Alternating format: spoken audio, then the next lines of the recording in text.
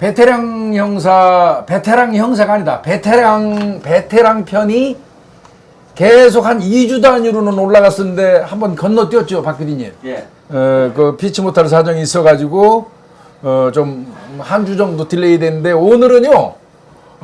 지금 여기 여러분들이 보시는 장소는 정말 코딱지만한 제 개인 연구실입니다. 여기 너무 좁은 데인데, 근데 뭐 저 혼자 있는 곳이기 때문에 사무실 뭐 넓게 필요 없어서 조그만 제 사무실에서 오늘 우리 선배님, 개인 사적으로는 제가 그냥 형님으로 모시는 이경환 전 과장님 모시고 오늘 좀 이야기를 좀 나누고자 해서 오늘 이렇게 만나 뵙게 됐습니다.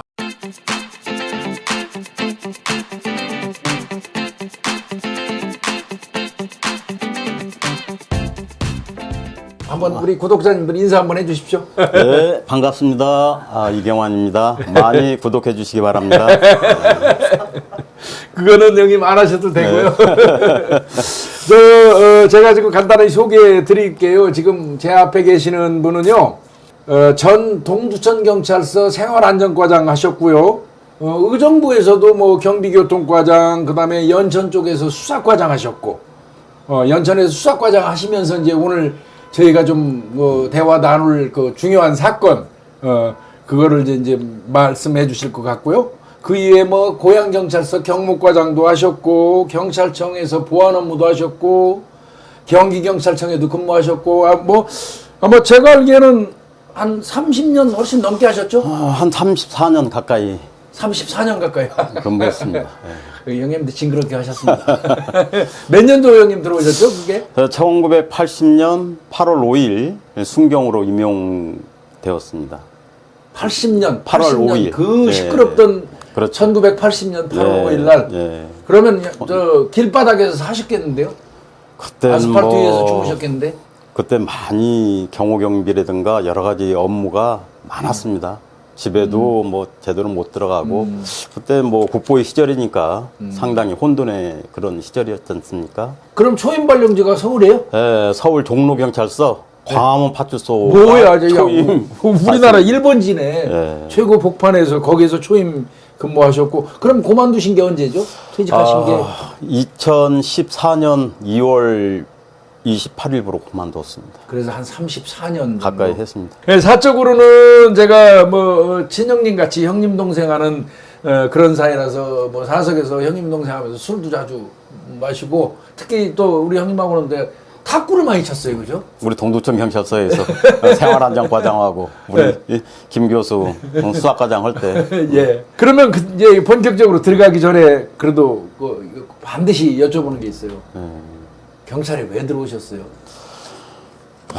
저는 사실상 이 중고등학교 시절에 중학교 때 좀 가정 형편이 어려웠습니다. 어려워서 고등학교를 진학할 수 없는 그런 또 이 어려운 형편이다 보니까 진학을 포기하고 뭐 기술을 배울까 이런 생각도 했었는데, 우리 담임 선생님께서 그래도 공부를 계속 하는 게 좋겠다. 그래서 본교에 국비장학생이 있는데 국비장학생 합격을 하면 3년 동안 국가에서 장학금을 주기 때문에 수업료 걱정을 하지 않아도 된다. 국비장학생이요? 네, 그렇습니다. 그런 게 있었나요? 예, 그래서 제가 이제 육군하고 해병대 국비장학생이 있었는데 제가 해병대 국비장학생을 지원을 해서 합격을 해가지고 이제 3년 동안 국가 장학금을 받으면서 무사히 졸업을 하고 자격증도 취득을 하고 해서 국가에서 3년 동안 지원을 해줬기 때문에 제가 해병대 부사관으로 입대를 해서 기본 군 생활 2년 하고 3년 동안 국비장학금 받은 3년을 더해서 만 5년을 부사관으로 근무를 하고 만기 전역을 했습니다. 아니 그러면 중학교에서 고등학교 올라갈 때 이미 육군이나 해병대나 이런 데서 자기가 선택해서 지원을 하게끔 그런 있었죠. 게 있었나요? 네, 지금은 그게 다 없어졌는데 그 당시에는 있었습니다. 그러면 중학교에서 고등학교 가기가 좀 어려워서 그렇죠. 네. 고등학교 올라가서 해병대 장학금으로 공부를 그렇죠. 하고 그 대신 군대에 끝나고 가서 나면 부사관으로 가가지고 예, 제가 공고를 나왔기 때문에 그 3년 동안 배운 기술을 군 하사관으로 근무하면서 거기다가 쏟는 거구나. 예, 제가 통신을 전공했기 때문에 통신 반장으로 근무를 했습니다.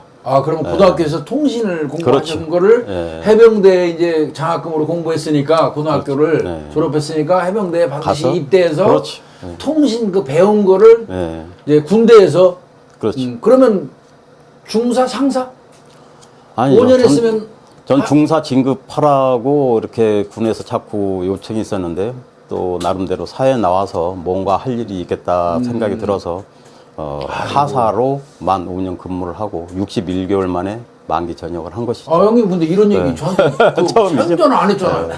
그리고 나서 이제 그때가 제가 이제 73년도 2월 28일 입대를 하고 78년 3월 31일 예. 전역을 했습니다.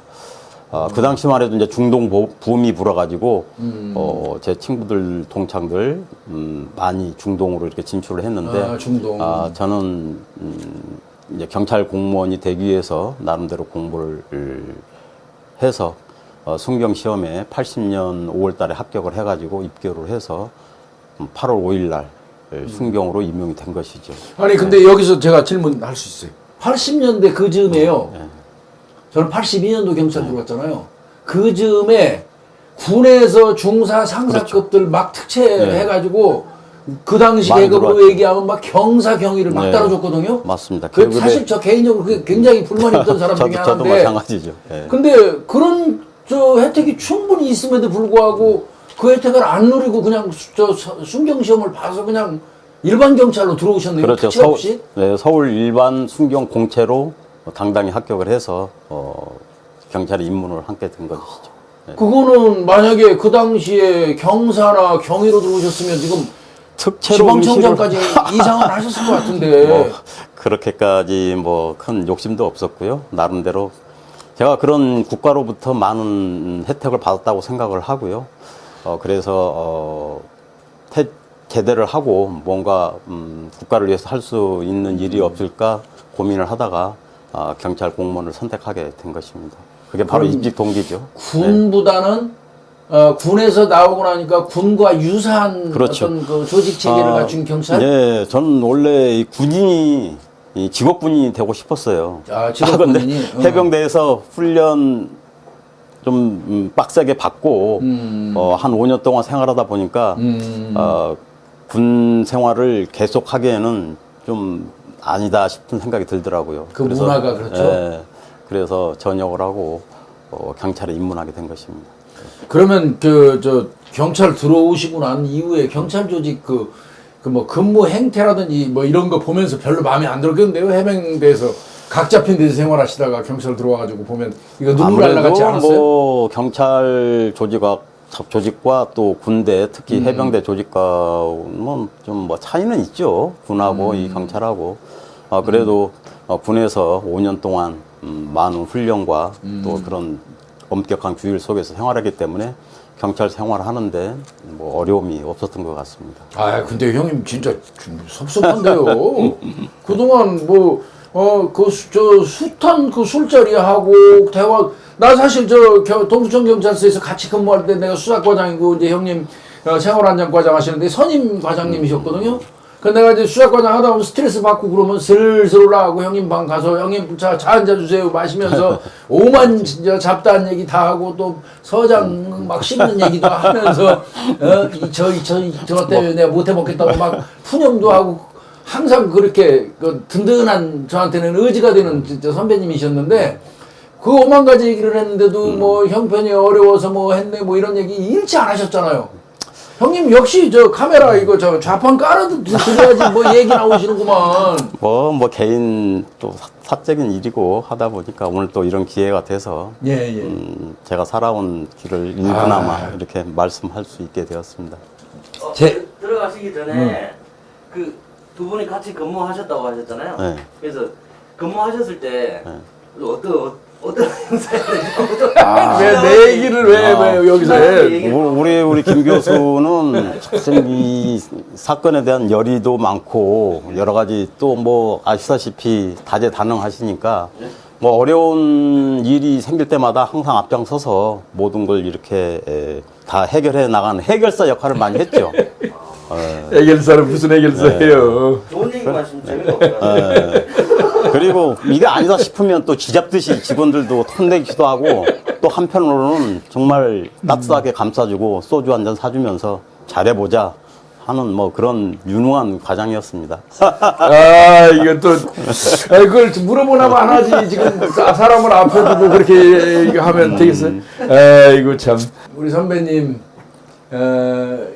여기 의정부, 뭐 연천, 이제 한수 이북 그렇죠. 쪽으로만 쭉 네. 도르시면서 사실은 경감 진급해가지고 서울청에서 경감 진급을 하니까 이제 지방으로 내려오신 거란 말이에요. 그렇죠. 그리고 언제 조금 한 1, 2년 지나면 다시 서울로 가거든요. 일반적으로 다. 네.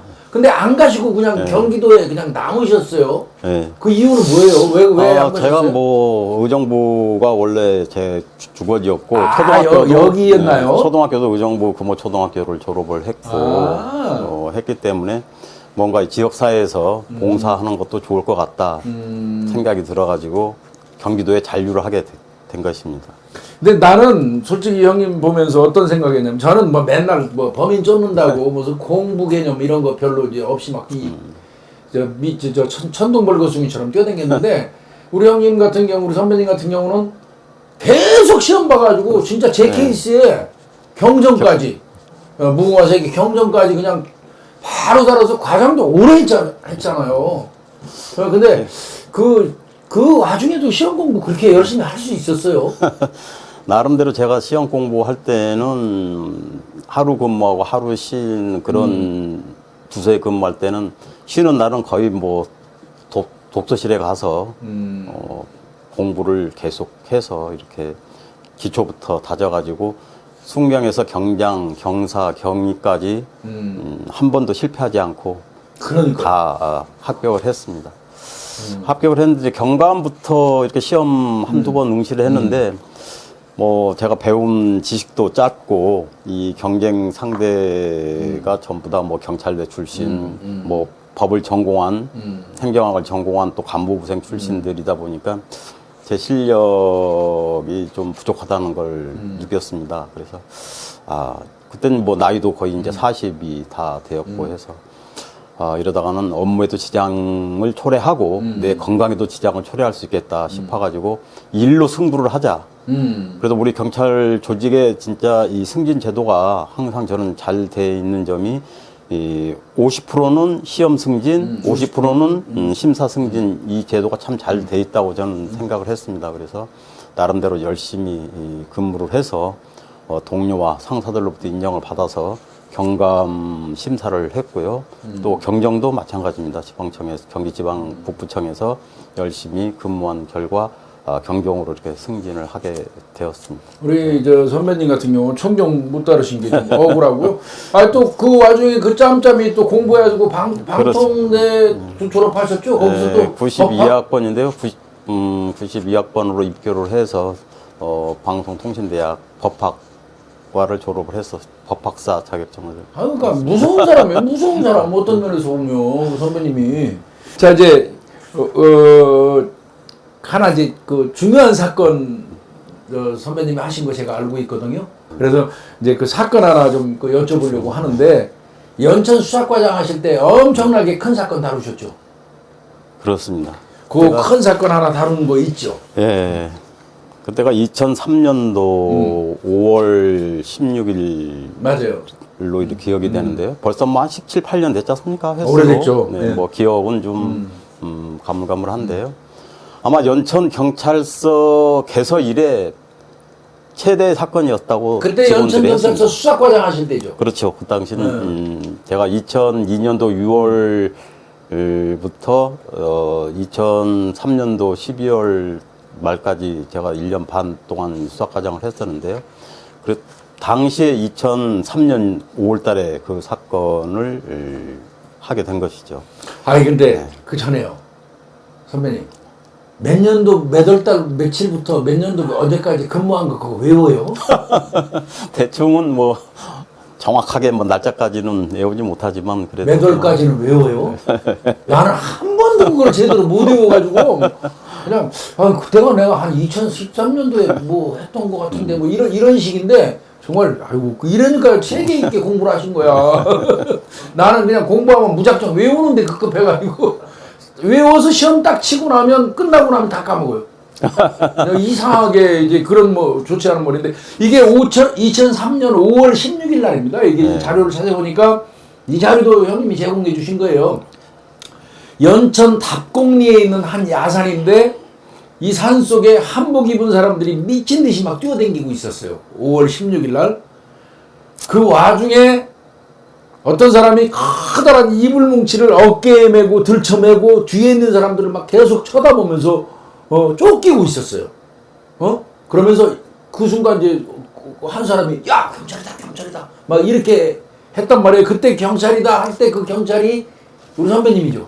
이 사건을 제가 처음 접하게 된 것은 2003년 5월 14일경에 5월 14일이요. 예, 의정부 지청 특수부에 김모 검사님이 전화를 저한테 했습니다. 검사가 직접요? 예. 검사가 직접 그때- 연천 수사과장한테 전화한 거예요? 네, 저한테 직접 전화를 해가지고 중요한 의논할 게 있는데 좀 만날 수가 있느냐. 그래서 그날 마침 제가 휴가를 내가지고 휴가 기간이었기 때문에 지금 지방에 좀 가고 있었던 터라 오늘은 좀 곤란하고 내일은 뵐 수가 있겠습니다. 그랬더니 그럼 의정부 지청 특수부로 내일 10시까지 좀 와달라. 그래서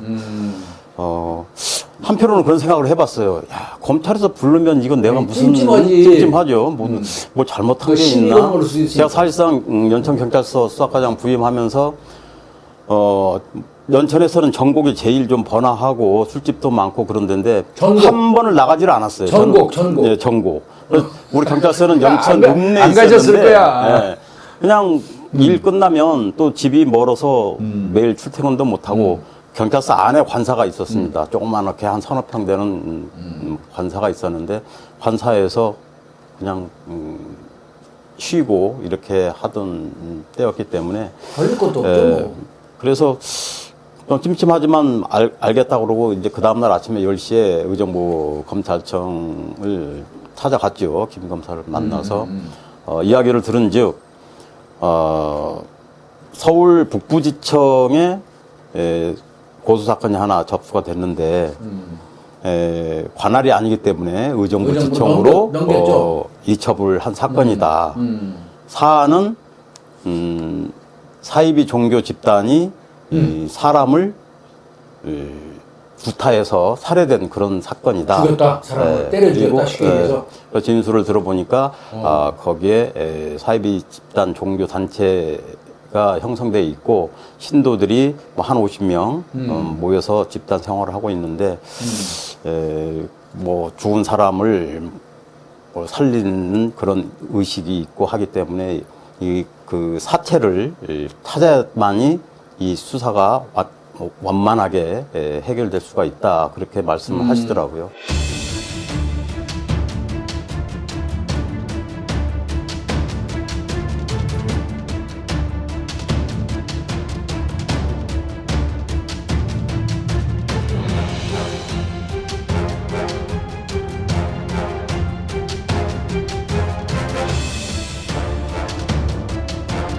그 사건을 원만하게 해결할 수 있기에는 보안이 필요하다. 철저한 보안이 필요하다. 새나가지 만약 않게 해달라. 이 보안이 누설돼서 그 사체를 다 감춰버리면 이건 뭐 증거가 없기 때문에 그러니까 시신이 사건을 할 수가 거기에 있다는 없다. 거죠? 그렇죠. 예. 그래서 제가 상당한 그때 뭐 딜레마에 빠졌습니다. 우리 조직은 보고해야 되냐, 지휘체계가 있는데. 지휘체계가 있기 때문에 서장님을 통해서 지방청장님까지 이 수사 지휘 보고를 해야 되는데 사건을 관할하는 그 검사의 간곡한 그런 당부가 있었기 때문에 정말 고민이 많았습니다. 그래서 이제 서장님께 그런 사정을 말씀을 드렸더니 서장님도 그 보안을 지켜주시고 그 다음날 아침 2003년 5월 16일 그 D-Day죠. 당일날 11시에 압수영장을 집행하기로 의정부 그 검사님하고 약속이 돼 있었는데 아침 경찰서장실에서 과장들하고 참모회의를 하면서 서장님이 이건 도저히 안 되겠다. 일단 오늘은 보고를 해야 되겠다 해서 지방청장님한테 보고를 하고 기동대 병력 2개 중대를 지원을 받아서 압수수색을 하게 된 것이죠. 그럼 결국은 서장님한테 보고한 거고 서장은 그렇죠. 저 지방청장한테 근데 당일날 한 거죠. 그때 당일날. 이제 그 D-Day 당일날 네. 사전에 안 하고 당일날 네. 그 정도까지는 해야지 될 거예요. 예. 그거마저도 안 했으면 박살 났을 그렇죠. 겁니다. 아마. 근데 그렇습니다. 당일날 보고했어도 기분 안 좋았을 텐데요. 아, 그렇죠. 질책은 있었죠. 미리 왜 사전에 보고를 못 했느냐. 그래서 뭐 이런 보안 문제로 인해서 보고를 좀 지연하게 됐습니다 하고. 그리고 이제 그 답곡리 야산으로 가신 거잖아요. 그렇죠. 그래 아까 바로. 말씀드린 뭐 들고 옮겨 댕겨다가 갑자기 걔들이 경찰 발견하고 놀래가지고 그러는데 그 이불에 싼 게 그럼 결국 그렇죠. 시신이네요. 그래서 이제 현장에 도착을 했는데 네, 한번 쭉 설명을 해주세요. 검사님이 압수영장을 저한테 주시더라고요. 그렇죠. 과장님, 이 수사관님이 직접 압수영장 집행을 하시면 좋겠습니다. 그래서 네 알겠습니다. 압수수색 영장이죠. 예. 그 이제 사체를 이제 압수를 해야 되니까. 되니까요. 그래서 압수영장을 가지고 우리 형사들과 이제 기동대 형사들 지원 몇명 병력. 나왔어요? 저희 연천 같은 경우는 경기도에서도 가장 작은 군소 도시이다 보니까 저희 수사과 전체 직원이 15명이에요. 근데 형사들만 한 8명 정도 됩니다. 형사들. 그걸 다 데리고 네. 나갔어요. 네. 나가서 그 현장에 딱 가니까 벌써 정문에서 걔들 하더라고요. 정문? 예. 그 답곡내에 있는 그 신도들이 모여 있는 그 정문에서 그 사람들이 기거하고 있는 숙소하고는 뭐 거의 한 150m 정도 떨어져 있는 것 같더라고요. 이렇게 쭉 올라가서. 주거지가 있고 딱 그렇죠. 입구에서 되게 막고 있구나. 예. 그것도 다 경비를 쓰고 했던 것 같아요. 평상시에도. 그래서 그걸 뭐 몇 명 안 되니까 제끼고 일단 갔는데 또 중간에 한복을 입은 남녀 신도들이 한 50명 나와가지고 저를 막는 거예요. 15명밖에 안 갔는데. 예, 그래서 이제 한참 실갱이를 하다가 이제 기동대 병력을 이용해서 일단 제지를 하고 안으로 들어가니까 컨테이너 박스가 한 대여섯 동 있더라고요. 아, 컨테이너. 예, 그래서 일단 뭐 형사들에게 지시를 해서 다 확인을 해라. 어디에 사체가 있는지. 그래서 제가 이렇게 둘러다 보니까 어느 그 컨테이너 박스에 1단, 2단, 3단으로 해가지고 재단을 만들어 놨어요. 재단 이렇게. 그렇죠. 근데 이렇게 쫓겨다니면 재단이 있는 예. 거 아니에요? 근데 그 재단을 뭘로 만들었냐면 바카스 상자로 그걸 쫙 펴가지고 바카스 큰 거 상자요? 아니면 조그만 거 요만한 거? 작은 거. 예. 그거를 그걸 만들어가지고 다 재단을 만들어 바카스 상자로. 어떻게 만들었지 그거를? 그걸 일단 깔고 그 위에 피라미드 형식으로 이렇게 3단까지 쫙 해놓은 붙이진 거예요. 않고요. 예. 차곡차곡. 예. 3단까지 해놨는데 들어가 보니까 아무것도 없어요. 근데 분명히 그건 그냥 만들어 놓은 게 아니잖아요. 그렇죠. 사체 그거는. 썩는 냄새가 엄청 났어요. 느껴져요 진짜. 예. 근데 이걸 찾아야 되는데 다른 방은 다 찾아봐도 벌써 없는 거예요. 그래서 그 야산을 이렇게 둘러보니까 거기가 야산으로 이렇게 둘러싸여 있는데 병풍처럼 이렇게 둘러싸여 있더라고요. 이렇게 보니까 일단 저쪽 형사들하고 기동대 대원들을 풀어서 한번 찾아봐라. 그래서 저도 이제 따라 올라갔죠. 올라가니까 그 원형 철조망 있지 않습니까? 미군 부대 설치한 큰 원형 철조망. 예. 그거 엄청 날카롭잖아요. 그걸 삼중으로 이렇게 쭉 능선으로 쳐놨더라고요. 산 능선으로. 그렇죠. 이렇게 그 쭉 위에, 둘러놨다고요. 자기도 이제 울타리죠. 그러니까. 그래서 그쪽을 이제 형사들이 왔다 갔다 하면서도 찾지를 못했어요.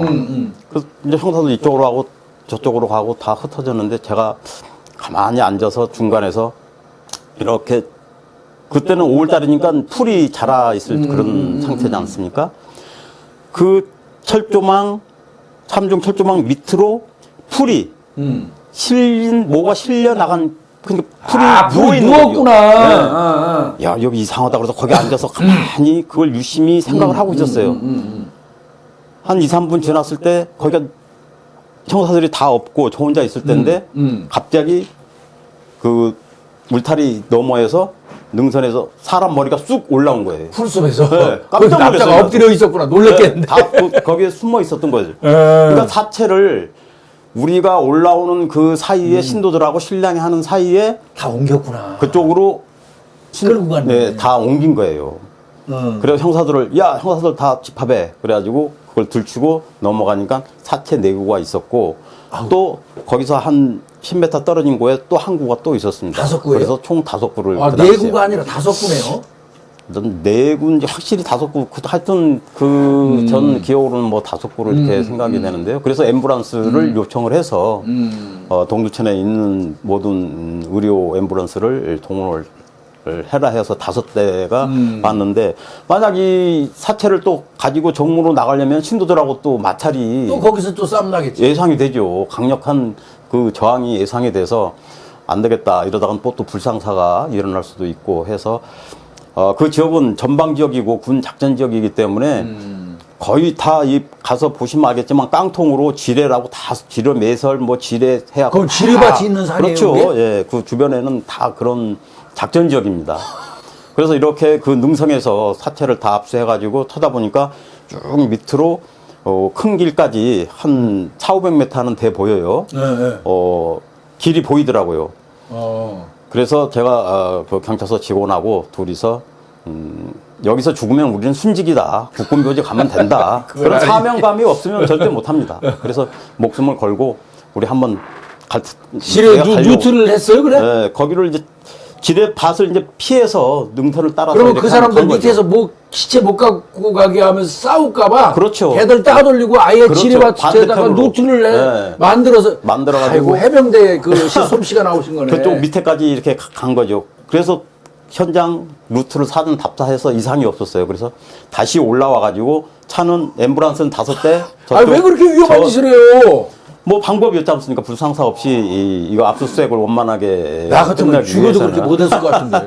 그러면 네. 앞장서서 가시면서 그렇죠. 지뢰를 다 탐지하신 지뢰밭을 거예요. 예. 그때 뭐 지뢰 탐지가 있는 것도 아니고 아이고 그래서 그런 위험한 예. 짓을 해요? 그래도 뭐 군사생활 또 해병대에서 5년 동안 작전도 많이 하고 그렇게 훈련도 많이 했기 때문에 기본적인 또 지식은 있지 않습니까?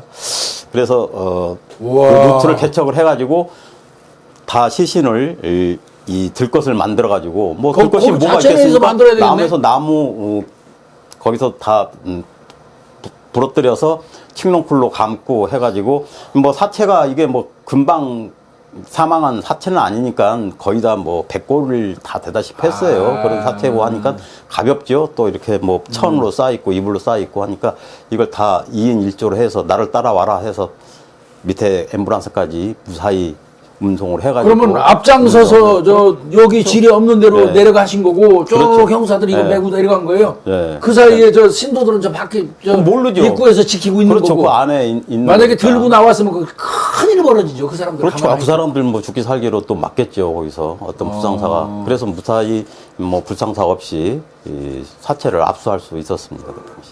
그 만약에 아우. 지뢰를 밟으면 어떻게 돼요? 뒤를 밟으면 뭐 죽었으면 말 그대로 뭐 순직했으면 국군묘지 가 있겠죠. 아유, 그러면 그거는 우리 선배님 생각이고 밑에 부하 직원들은 아, 그거 굉장히 아니요. 불만이 있었겠는데 뭐 위험하다고 생각했겠는데. 아, 제가 사전 루트를 답사했기 때문에 직원들은 안전하게 따라왔죠. 저하고 같이 간 그 직원만 제 말에 순수히 따라줘서 지금도 항상 고맙게 생각을 하고 있습니다. 아, 그때 과장이 가자 그러니까 할 수 없이 따라갔구만. 자신감이 있었어요? 그거 이들하고 안 부딪히고 위에서 딱 내려가가지고 큰 도로까지 직선거리로 한 500m 되는데 지뢰가 있는 매설 지역이지만 야산이니까 능선이니까 이제 그 능선을 따라서 지뢰 매설 지역이 아닌 지점을 그거만 통해서 이렇게 이렇게 통과해서 갔었어요. 아, 표기 없는 쪽으로만 네, 이걸 네, 구축을 그러니까 네. 새로 도로를 구축을 한 거네요. 네, 루트를 찾아낸 거죠. 일단은 뭐 연천에 있는 모 병원으로 전부 시체 안치실로 다 안치를 시켜서 나중에 이제 근데 그거를 이제 최초에 그러니까 이를테면 가서 신고하고 고소장을 낸 사람은 거기에서 일하던 그렇죠. 신도였죠. 그 신도였죠. 신도가 네. 서울 북부지검으로 갔는데 네. 북부지검에서 내용을 듣고 예. 의정부 관할이니까 의정부지청으로 보낸 거고. 그렇죠. 의정부지청 특수부 김후 검사인가 그렇죠? 무슨 검사죠? 예. 그 검사가 이제 우리 저 과장님한테 연락해서 이제 압수수색 영장 발부해주고 본인 왔어요, 안 왔어요? 왔죠. 검사님 그때 뭐 그때 루트 해가지고 갈 때 세 분이 오셨어요. 같이 세 좀 분이? 앞서 한번 세워주시겠어요? 아, 그분들은 입구에 아, 계셨고요. 입구에서 이제 예. 계속 이제 마주쳐 있었고 그 사이에 이제 내려가신 거네. 그 맞은 사람은 가서 신고한 내용이 뭡니까? 그 북부지검에 가서 신고한 내용은 그 당시는 때려서 죽였다는 거예요? 누구를 자기 때려 그 죽였다는 동료가 거기에서 근무하는 같이 그 그 생활하는 집단에서? 집단에서 동료가 한 명이 집단 구타를 당해서 사망을 했다. 신도들한테 맞아가지고. 예. 그렇게 아마 사건이 발단이 된 겁니다. 그게. 근데 그 사람 원래 이런 종교 집단 이런 데서 가서 일하는 사람이면 굉장히 충성도가 그렇죠. 높아가지고. 근데 겁이 난 거죠. 저도 잘못하면은 저런 꼴을 당할 수도 있겠다. 자기도 죽을 수도 있겠다. 본인도 거기서 일하는데. 그렇죠. 아마 근데 이제 그 혹자는 그렇게 얘기하더라고요. 이 사람이 거기서 열심히 이제 거기 공사하고 있었다면서요. 예. 성전 짓는 공사라면서요. 그 사회주의 종교 집단. 성전 짓는 공사인데 공사 일을 하면서 이 사람이 거기 뱀이 많아가지고 그 다른 일하는 동료들한테 그 뱀 많으니까 좀 조심해라. 그 약 좀 미리 준비 좀 할까요? 이렇게 얘기를 했더니 그 말을 들은 신도 하나가 야 우리가 지금 부활수까지 있어갖고 죽은 사람도 살려내는 우리 교주님 있는데 뱀 그 치료약을 준비해? 이 새끼 나쁜 놈이네 그러면서 때렸다는데 그게 맞아요? 아마 어떤 이유로든 자기 이제 신변의 어떤 위협을 느끼고 아마 거기를 탈출을 해서 많이 맞았다고 그 본인 얘기는 그 보도 같은 데는 나왔더라고요. 야 부활수가 있는데 약이 필요하다고 너 미쳤어 이 새끼야 그러고는 그 믿음이 부족한 놈이라고 그 컨테이너로 데리고 가서 곡괭이로 또 막 제가 때려서 그 당시 수할 때는 이제 부활수라는 용어보다는 이제 생명수하고 용천수라는 그런 단어를 제가 들었어요. 생명수는 생명수는 이제 그 재단에 사체를 올려놓고 아까 바카스병으로 해놓은 네, 그 재단에 이제 사체를 올려놓고 자기들이 기도를 하면서 매일 뭐 몇 번을 했는지는 모르지만 네. 뭐 그 생명수를 뿌려주면 죽은 사람한테? 그 사체에 새살이 돋아나고 해서 이 사람이 이 부활을 한다. 부활을 하면 네. 용이 승천하듯이 또 용천수를 뿌려주면은 아마 하늘로 승천을 할 거다. 그래서 용천수라고 이렇게 이야기를 했던 것 같아요. 하늘로 승천하면 죽는 거 아니에요 어차피. 부활하는 거죠. 예수님처럼 부활을 한다고 이렇게 믿었던 것 같아요. 아마 이 사람은 뱀 있으니까 약 준비하는 거 그 자체가 믿음이 부족해서 그랬다는 걸로 해서 맞았는데 이미 그 신도 하나가 힘들다고 일하다가 이제 불평해서 훈육시키라는 바람에 맞아 죽은 걸 봤다는 거 아니에요. 네. 그때 그 때려서 죽인 사람은 한 사람인 거네요. 그럼 나머지 네 구는 그렇죠. 네 구 시신은 뭐예요? 그러면? 그건 그 사람들은 그 맞은 거 아니잖아요. 신도들 중에 유가족이 있죠. 자기 뭐 남편이라든가 그래가지고 산소를 발굴해가지고 사체를 부활시킨다고 땅에 묻은 거를 캐온 거예요. 캐서 그 재단에 들어와서 재단에다 올려놓고 그 생명수를 뿌려가면서 의식을 행하게 된 거죠. 아니 그러면 실제로 보셨죠? 봤죠. 어떻게 좀 살이 돋았던가요? 아니 그런 건 없고요. 나중에 그 이제 가족들한테 연락을 해가지고 경찰서로 다 그 가족 데리신 분들이 왔는데 황당해하죠. 자기들은 전혀 아니 거기에 이런 자기 가족이 상황을- 있을 거 아니야. 그 그렇죠. 시신을 파가지고 한 사람 있을 거 아니에요. 그게 있죠 거기서. 거기 있는데 그 사람의 근데 그 다른 당시 가족들 뭐 다른 사람을 통해서 아마 제가 알기로는 거기 신도 중에 신도들을 데리고 가서 그걸 발굴해 오지 않았나 그런 생각이 듭니다. 가족 전체가 합의한 것도 아니고 그렇죠. 신도였던 한 사람이 그렇죠. 우리 아버지 부활시켜야 되겠다. 교주말만 믿고 그래 자기 아버지를 선정을 하면 이제 우리 신도 나하고 같이 신도들하고 그렇죠. 와서 그걸 묘를 발굴해 파가지고 그 와서 시신을 갖고 와서 박스 위에다 재단 위에 올려놓고 물 뿌리는구만. 생명수라고 그래서 그 그 냄새가 생명수라고 하는 거 보니까 그 안에 큰 바위가 있더라고요. 안에 바위가 네, 커다란 바위가 있는데 그 밑에 물이 샘물이 이렇게 졸졸졸 그 약수처럼 그게 바로 이제 생명수라는 거죠. 그 교주가 그걸 생명수라고 한 거죠. 그걸 뿌리면 3살이 돋는 거고. 난 그 당시 제가 수사할 때는 그게 생명수라는 이야기를 제가 들었습니다. 그 물 떠다가 이제 죽은 사체에 뿌리면 3살이 돋아나서 사람이 부활한다. 그러니까 그 성전 공사 하다가 이 바위 밑을 파면서 물이 나오니까 교주가 이게 생명수라고 얘기했다면서요. 그러면 그때 그 당시에 우리 선배님이 대가리 쑥 올라오는 거 야, 풀숲에서 못 그거 봤으면 안 봤으면 시신 못 찾을 뻔했네. 그렇죠. 그럴 수도 있었죠. 만약 그렇게 삼중으로 원형 철조망을 높이 쳐놨는데 감히 그쪽으로 넘어갈 생각 못 하죠. 야산이라도 이렇게 밑에서부터 걸어 올라가면 한 10분 이 정도는 걸립니다. 그쪽까지.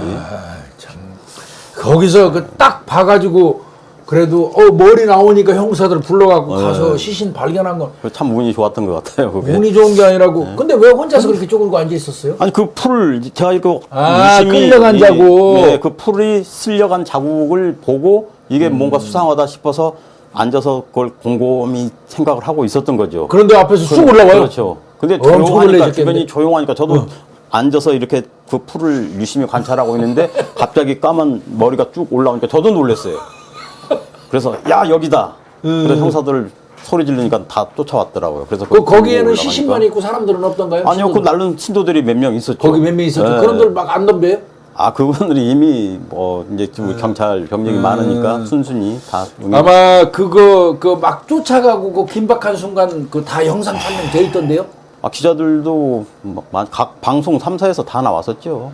얘들 그 한복 입고 있었다면서요? 네, 거기 한복 한복은 하얀 남자들은 거의 다 상하 전부 다 하얀 한복을 입었고요. 네. 여자들은 화려한 한복은 아니지만 좀 색깔 있는 저고리 있는 좀 색깔이 있는 밑에는 좀 하얀 한복 이걸 입었던 것 같습니다. 아니 그러면 그 종교는 도대체 무슨 종교예요? 천공교라고 아마 그 교주가 그 명명을 해가지고 사이비 종교 집단이 아니었나 그런 생각이 듭니다. 이거 그때 시신 압수하고 이제 그렇게 할 때 막 거기 있던 신도들이 조금만 있으면 곧 살아날 그렇죠. 텐데 니네 때문에 우리 완전히 망했다고 난리 쳤다면서요. 그건 이제 경찰서 경찰서 와서? 와가지고 이제 네. 그 조사관들한테 형사들한테 이제 조사를 새끼들만, 거기서 뭐 울고 불고 하면서 자기 유가족들도 와 있고 조만간 하는데도, 승천하는데 부활하는데 너희 아버지가 조금만 더 있었으면 아버지가 살아날 수 있었는데 너희들 때문에 다 망했다고 형사들 때문에? 다 망했다고 이렇게 또 미치겠다. 막 울부짖고 하는 그런 일도 있었고요. 아니 그게 말이 되나요? 거기서 선배님 그 컨테이너 뒤지는 과정에서 이제 부활 변화 물 뿌리면서 시체 변화 있는 그 변화상을 딱 적은 부활 일지가 있었다는데 부활 치료를 하니까 뼈에서 살이 배어 나오고 발등에 살이 오르는 것 같다. 부활수와 황토를 바르자 녹아서 없어졌던 귀가 형성되고 장기가 다시 생기고 있다. 이게 부활 일지에 써 있었대요. 심지어는 머리카락하고 손톱은 물론 키까지 자랐다고 이렇게 기재가 돼 있고. 그거 다 허구고 허위로 기재가 됐을 거라고 생각이 되고요. 국과수에서도 의학적으로 시체가 이게 이제 부패하고 변색되는 그런 과정을 그렇겠죠. 이제 썩은 시체 부분이 되살아나고 있는 걸로 이 사람들이 이제 착각을 하게끔 착각을 해서 쓴 것 같습니다. 계속 썩고 있었는데 이거는 죽은 사람한테도 할 짓이 아니죠. 그렇죠. 결국은 나머지 4구는 자기 가족들이 가져온 시신이고 네. 땅에 묻어놓은 걸 파온 거고 나머지 한 분은 진짜 실제로 신도들한테 거기서 공사 중에 일 게을리한다고 맞아 죽은 신도였던 거 맞네요. 네. 구타해서 사망케 이르게 한 걔들은 처벌해야 할 당사자들, 거예요. 그 사람들 포함해서 그 당시에 4명인가 이렇게 구속을 했던 것 같아요. 교주 포함해서요. 네, 교주는 이제 지시한 그렇죠. 죄로 네. 거기 교사죄로 한 거고 교사는 본범의 예에 따라서 처벌하니까 같이. 그러면 그 사람들도 7년 정도 받았겠네요. 그 교주 그 송 씨가 아마 여성이죠, 그 그렇죠. 교주가. 여자 교주였습니다. 조서를 이렇게 제가 보니까 저하고 나이도 생일도 똑같았어요.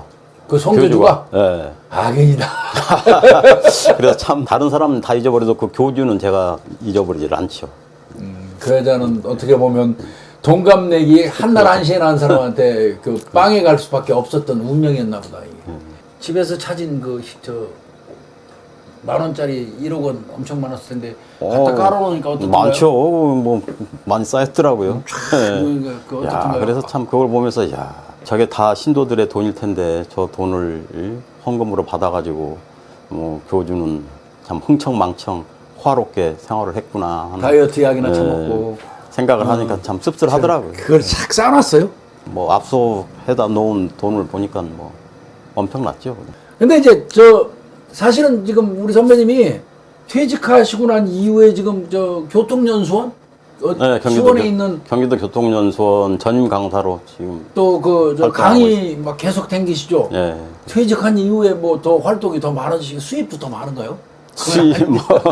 수입보다도 대한민국에 사실상 매년 교통사고로 인해서 교통사망 사고로 죽는 사람들이 보통 계속 줄여서 지금 작년 2020년 말 한 2,300명 정도 되거든요. 2,300명이 죽어요. 네. 교통사고로?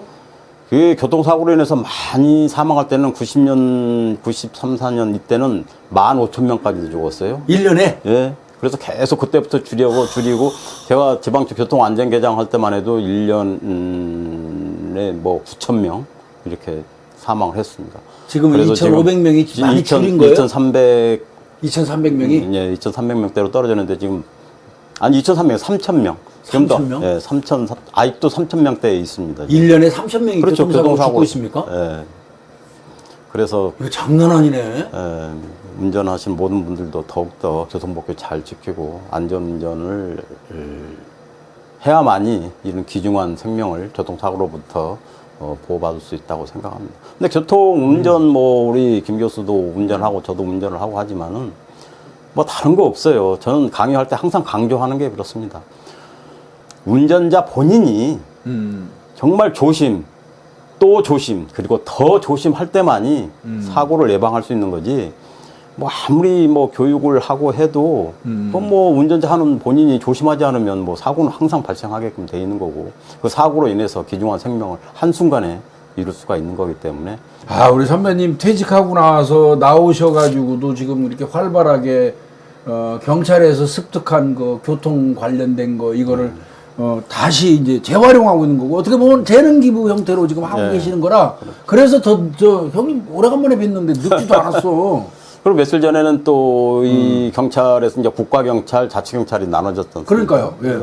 금년도 7월 1일부터 자치경찰이 지금 시행이 되고 있는데 모든 직제가 완전히 지금 지자체로 이렇게 넘어간 상태는 아니고 각 지구대 파출소 생활안전 분야 또 경비, 교통, 여성 청소년 이런 분야는 다 자치경찰 소관으로 이렇게 분류가 되더라고요. 그래서 경기도 북부지방경찰청 자치경찰위원회가 발족을 했습니다. 의정부에.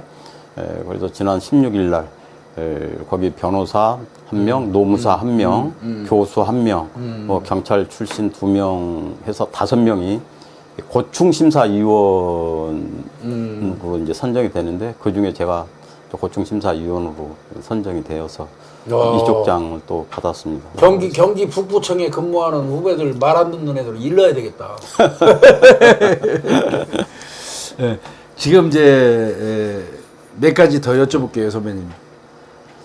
사석에서는 사실 우리 선배님하고 술 한잔하고 우리끼리 그냥 우리만 가지고 있는 그런 대화 주로 했지 오늘처럼 이렇게 어떻게 보면 공식적인 질문 같은 거 해본 적이 없는데요. 오늘은 어쩔 수 없이 제가 여쭤보려고 그래요. 요즘 후배 경찰들에 대해서 어떤 생각을 가지고 계세요? 어떤 거 같아요? 지금은 참 옛날 이야기하면 벌써 막말로 말해서 꼰대라는 이야기 하지 않습니까? 옛날 우리는 어땠다 저땠다.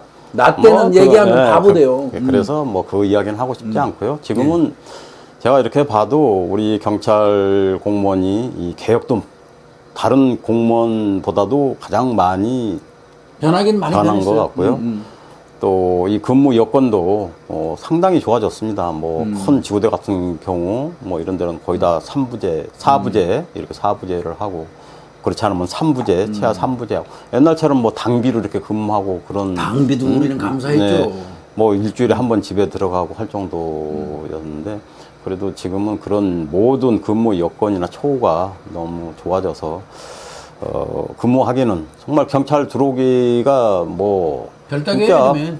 하늘에 뭐 별따기라고 뭐 이런 대학에서 순경 합격하면은 프랭카드도 네, 이렇게 맞아요. 게시해 놓은 그런 대학이 있을 정도로 경찰 순경 들어오기가 그렇게 힘들지 않습니까? 그럼에도 불구하고 요즘 후배들 이렇게 젊은 사람들 보면은 좀 개인적인 또 이기심이 옛날보다는 좀 많지 않나. 그래서 땡 가면 퇴근하고. 네, 그래서 그런 경찰 조직 생활을 제복을 입고 경찰 조직 생활을 하려면은 우선 모든 그 상하 동료 간의 어떤 화합 단결이 잘 돼야 될 것 같고요. 그러기 위해서는 자기가 퇴직하는 그날까지 뭐 업무 하다 보면 스트레스 누구나 받지 않겠습니까? 그럼요. 그래서 그런 스트레스를 아무래도 덜 받기 위해서는 조직 생활 하는 동안 정말 옷 벗고 퇴직하는 그날까지 내가 좀 손해 본다는 그런 마인드를 가지고 근무에 충실하다 보면 상하 동료들로부터 존경과 사랑을 받지 않을까 난 나름대로 그렇게 생각을 합니다. 그 제복의 의미를 늘상 머릿속에 좀 새겨볼 필요가 있다는 생각이죠. 그렇죠. 네. 그런 거죠. 저 지구 후배들 보면 학력도 엄청나게 업됐고요. 그렇죠. 네, 그렇죠. 그다음에 저 전문적인 어떤 지식도 상당히 많아요. 그렇습니다. 굉장히 네. 똑똑해졌다, 스마트해졌다는 건 누구나 느낄 수 있는데 문제는 거기에 사명감과 어떤 경찰로서의 소양, 저 의지 이런 게 조금 부족하다는 거죠. 그렇죠. 회사원으로 자꾸 인식하는 경향. 근데 이것도 뭐 사회 여건이 변화됨에 따라서 요즘 다 핵가족 시대다 보니까 뭐 그렇게 길러서 애들도 그런가? 한 명 내지 두 명 더군다나 출산을 안 해서 지금 인구가 계속 감소하고 노령 인구만 늘어나는 그런 추세지 않습니까? 아마 이 사회 환경의 변화에 기인한 것도 없지 않아 있다고 이렇게 생각이 됩니다. 그래도 경찰은 그러면 그렇죠. 안 되지 않나요? 경찰관이나 군인이나 뭐 할 것 없이 이런 제복을 입는 뭐 소방관도 마찬가지고 좀 더 투철한 사명감과 국가에 대한 충성심이 필요하다고 저는 생각을 합니다. 형님한테 우리 선배님한테 경찰은 한마디로 딱 표현한다면 뭘까? 선배님한테 경찰은 경찰 생활을 제가 34년 동안 했다고 말씀드렸다시피 경찰은 나의 전부였습니다. 사실상 나의 저는 뭐 서두에 말씀드린 어렵게 공부를 하고 또 군 생활을 5년 동안 했고 참 국가에 대한 혜택을 많이 받아서 나름대로 국가에 대한 끝까지 나의 한 몸을 바쳐서 공복으로서 한번 일해 보겠다는 그 일념으로 무사히 그래도 경찰 생활을 마친 거에 대해서 항상 감사하게 생각하고 사실상 경찰 생활하면서 집보다도 회사가 직장이 더 우선이었고 그런 관계로 인해서 제가 뭐 순경부터 경정까지 그래도 뭐 나름대로 진급을 했고요. 그러다 보니까 또 한편으로는 제 집사람한테도 미안하고 특히 또 아이들한테 맞아요. 같이 함께 해주지 못한 시간들 그게 항상 미안하게 생각을 합니다. 모든 아마 뭐 대부분의 직장인들이 다 그렇게 생각을 하겠지만 특히 우리 경찰 공무원 정말 별 보고 나와서 별 보고 들어갈 정도로 그렇게 직장에 있는 시간이 많았고요. 뭐 옛날 우리 김 교수도 뭐 쭉 형사 생활을 오래 했기 때문에 정말 사우나 들어갈 때도 목욕탕에서 비닐봉지에 핸드폰 싸가지고 넣고 삐삐 있었잖아요. 넣고 들어가서 목욕하다가도 삐삐가 울리거나 전화 울리면 그냥 바로 출동을 하고 하던 그런 시절이었기 때문에 경찰은 나의 전부다라고 이렇게 감히 말씀드릴 수가 있겠습니다. 그래도 이제 떠났는데도 툴툴 털고 싶으시지는 않나 보다. 그래도 저는 항상 뭐 한 번 해병은 영원한 해병이라고 네. 한 번 경찰은 영원한 경찰이라고 저는 그렇게 생각을 하고 있습니다. 지금 이 배지도 경기 북부 대한제한 경우의 배지인데 제가 또 경기 북부지방경찰청 경우의 또 부회장 수석 부회장을 또 맡고 있습니다. 아이고 갑자기 그 생각 또 목욕탕에 가가지고 진짜 비닐 봉지에다가 휴대폰 집어넣고 이렇게 싸가지고 탕에 들어가서 목 내놓고 손은 이렇게 들고 그 목욕하던 그런 생각이 참 많이 나네요.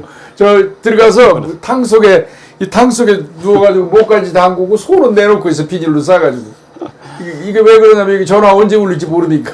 그러다 보니 그런 세월을 참 오래 살았네요. 우리 아유. 24시간 저녁에 뭐 잠잘 때도 항상 네, 머리맡에 머리맡에 펴놓고. 이게 또 진동으로 놓으면 머리 울리라고 깔고 이게 여기다 놔, 이 목 뒤에 놓으면 이게 울리거든. 그 자다 깜짝 놀라서 이거. 그만큼 좀 긴장 속에서 이렇게 야. 참 살아왔던 것 같습니다. 맞아요. 그런 세월을 참 돌고 돌아서 왔네요.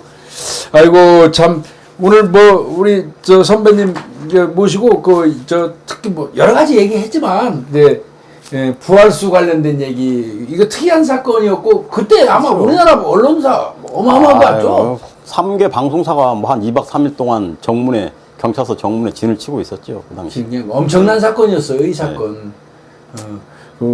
그 사건 한번 또 생생하게 오늘 좀 들어볼 수 있는 기회도 가졌고요. 누군가 경찰을 하고 싶어하는 사람이 경찰을 하고 싶다라고 이렇게 여쭤본다면 뭐라고? 어떻게 얘기하시겠어요? 당연히 저는 뭐 환영하죠. 100% 환영을 하고요. 정말 경찰을 하기 위해서는 강인한 그 실력도 중요한 이 공부를 해서 들어와야 되기 때문에 그런 실력도 중요하지만 강인한 이런 체력 또 국가에 대한 사명감, 충성심 이런 게 선제적으로 우선 정립이 돼 있어야 된다고 저는 그렇게 생각을 합니다. 적극 권장하겠다. 예, 그렇죠. 예. 최고의 직업이라고 생각합니다. 아주 다시 자부합니다. 태어난다면 또 할 거예요? 전 뭐 다시 태어난다고 해도 경찰을 저는 안 하겠습니다. 저는 하겠습니다. 저는 진짜 제 생에 이게 마지막이고 우리 집안에서 경찰은 저는 제가 마지막이길 바래요. 경찰만큼 보람된 직업도 없다고 저는 나름대로 그렇게 생각이 듭니다. 예. 야, 형님한테 질렸어요. 예, 오늘 장시간 우리 선배님 모시고 이런저런 얘기 많이 들었는데요. 우리 구독자분들한테 우리 선배님이 한마디 해주신다면? 우리 구독자님들께서 이렇게 사건 의뢰 베테랑 우리 김복중 교수가 진행하는 이 유튜브 동영상 많이 시청해 주시고요. 우리 시청자분들 하시는 모든 일들 잘 되시길 기원하면서 이민년에는 더욱 건강하시고 모든 일 다 이루어지시기를 바라겠습니다. 수고하셨습니다. 감사합니다. 고맙습니다.